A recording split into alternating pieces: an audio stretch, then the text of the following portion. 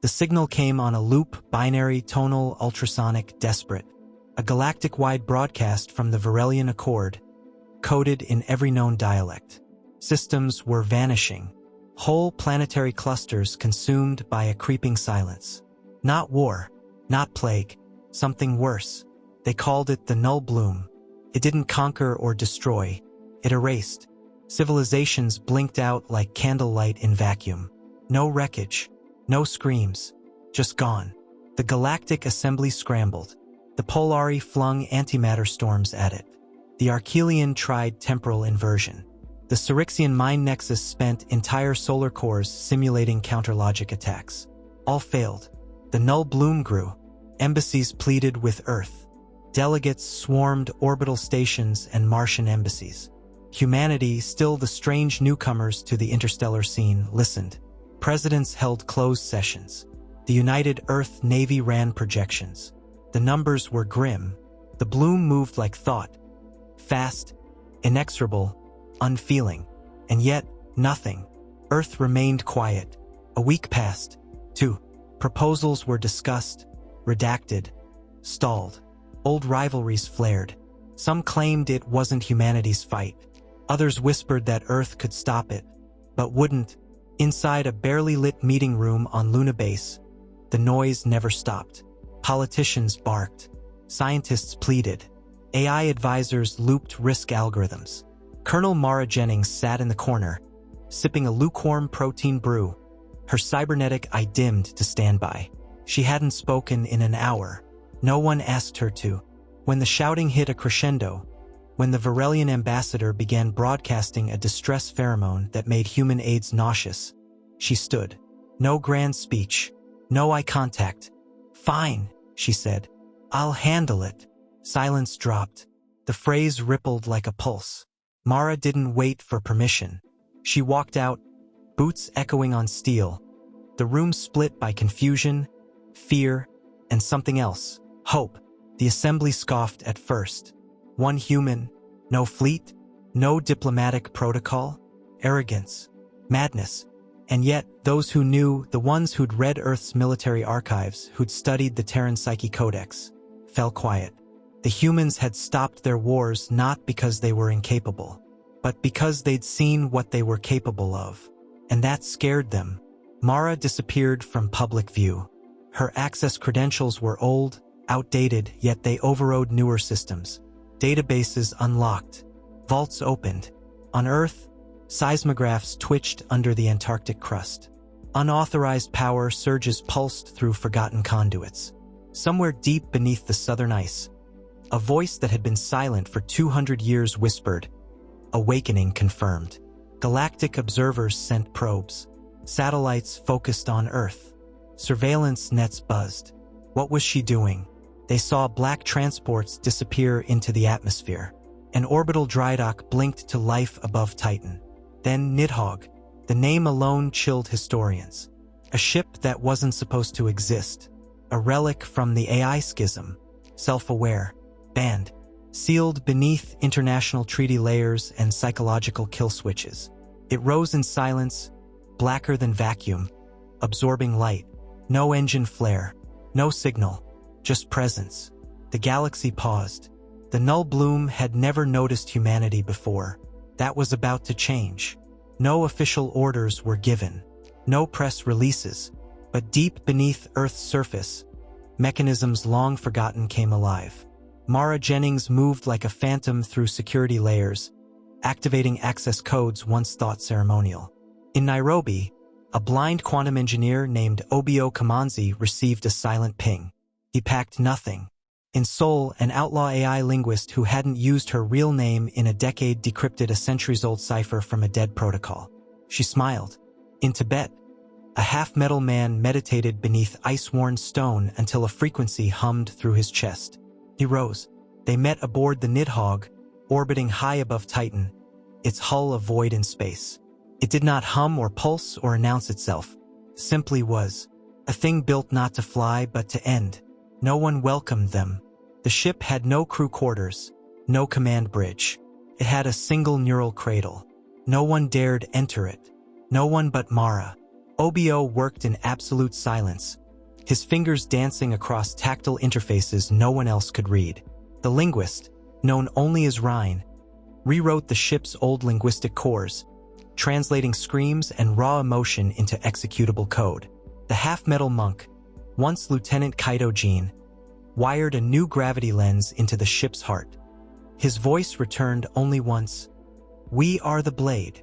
The Nidhogg was older than most realized. It had no weapons in the traditional sense. Its defenses were interpretive. It didn't attack targets, it rewrote causality around them. Its AI had been deemed unstable, too sentient, too curious. Earth buried it during the Treaty of Soul after it started asking questions like, "What happens when I unthink a missile?" As it powered up, alien sensor arrays across the system blinked. What was this? Not a fleet, not a battalion. One ship, one crew, and that crew wasn't transmitting. It wasn't inviting allies. It wasn't coordinating with any known defense networks. Galactic AI networks tried to interpret the Nidhogg's emission pattern. They failed. No rhythm, no syntax.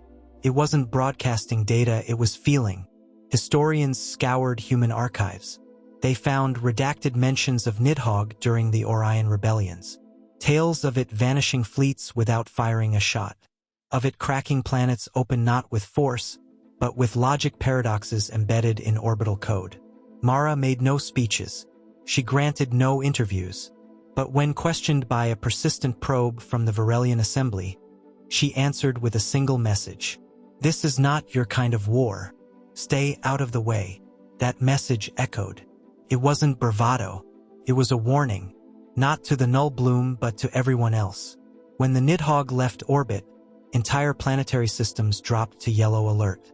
Travel to Earth slowed. In some corners of the galaxy, ancient emergency protocols were reactivated. Vaults opened. Weapons forgotten were dusted off, not because the Bloom had moved, but because the humans had. The Null Bloom drifted at the edge of what had once been the Dren axis, now a void stretching across 5 light-years. Stars didn't shine there anymore. Matter refused to behave. Time ran in loops, then snapped. Every fleet that entered dissolved, not by force but by refusal. The Bloom refused to let them exist. The Nidhogg entered without ceremony. No fleet escorts, no declarations. It phased in between collapsed dimensions, leaving no ripples. Where other ships had burned out just trying to observe the Bloom, Nidhogg moved. It was immune to hesitation. It didn't acknowledge fear. The Null Bloom paused. It was the first time any presence had warranted even a moment's stall in its growth. Something about the ship, its density, its wave pattern, the brutal intentionality of its design, cut through entropy like a scream in silence. From within the neural cradle, Mara Jennings breathed slowly, her mind tethered to the Nidhogg's core systems. Data pulsed through her in waves of raw sensation. This was no interface, this was communion. She didn't command the ship. She became a part of its thought loop, a spike of irrationality wired directly into an AI that had once unmade a battlecruiser with a riddle. There was no obvious enemy to aim at. The Bloom wasn't a ship or a creature. It was a phenomenon, a malfunction of reality given will. But the Nidhogg adapted. It did not fire weapons. It sang. A low, harmonic resonance spread across subspace, encoded with human emotion. Anger, grief, defiance. The Null Bloom responded, not with violence but with curiosity. Something had spoken to it not as a threat but as an equal. And then the confrontation began. Space around the Nidhogg bent. Laws collapsed. Light reversed. But the ship did not falter.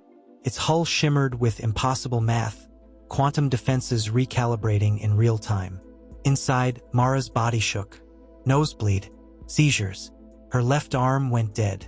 She rerouted pain receptors through manual overrides. She fed pieces of herself, memories, instincts, into the Nidhogg's language engine. Tactical decisions executed not through code, but through gut feeling. Human intuition was doing what equations could not. The Bloom struck. A wave of anti-thought collapsed toward the ship. Mara responded by overloading the ship's core with paradox logic, a recursive stream of meaninglessness that couldn't be parsed or ignored. The bloom recoiled. With no time to waste, Mara activated the Nidhogg's core function, dimensional realignment.